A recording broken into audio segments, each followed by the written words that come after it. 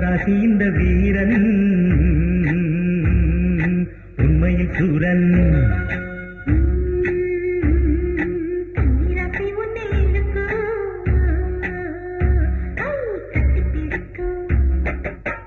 நல்லவர்க்கு நல்லவன் தான் தன்மானம் காக்கும் கண்ணன் நானே.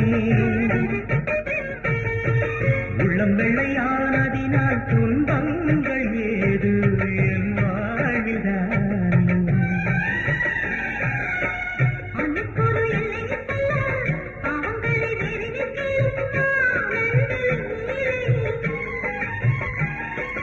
ஜாதி வேதம் இல்லாமலே நீதி போதம் சொன்னால் அது